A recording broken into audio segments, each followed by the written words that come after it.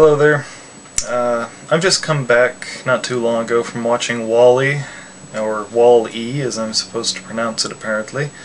I've had some time to mill it over, and I'm left feeling kinda pissed off. You wanna know why? I'll tell you why. It is because Pixar is yet again doing a film that has depth, complex yet structured storylines, great characters, a stunning romance, and they make films for kids.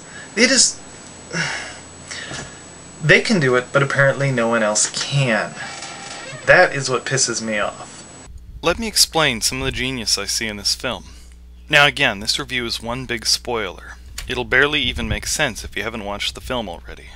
That said, how sad is it that the most convincing, well-structured romances I've seen in years is between a box and an egg?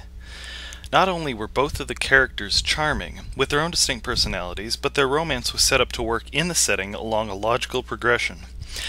That sounds cold, but what I'm saying is that it was structured and in context.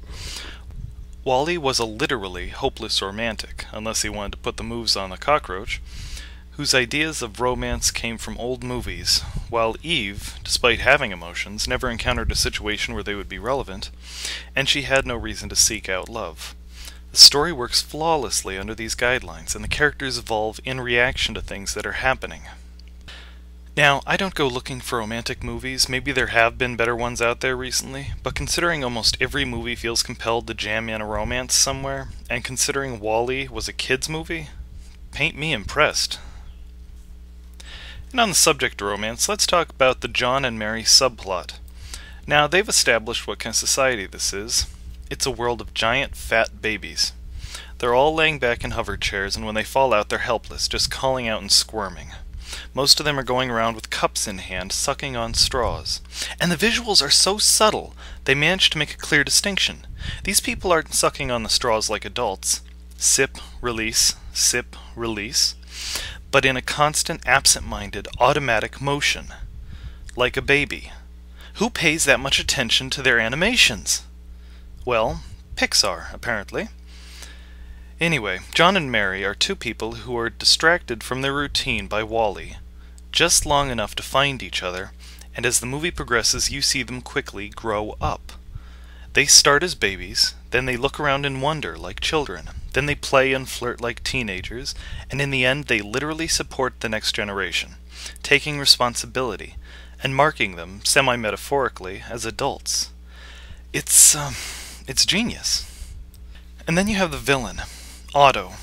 First, brilliant homage to 2001 Space Odyssey. That Hal eye almost sneaks up on you. But beyond that is the struggle between him and the good guys.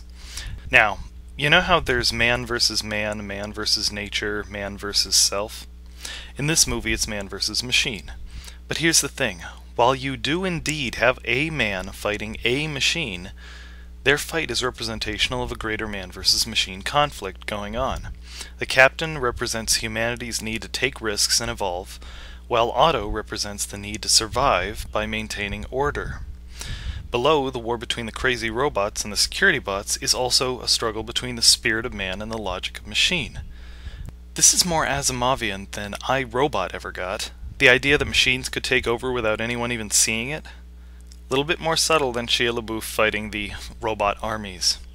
And the desperate struggle between a steering wheel and a man who's just learning how to walk?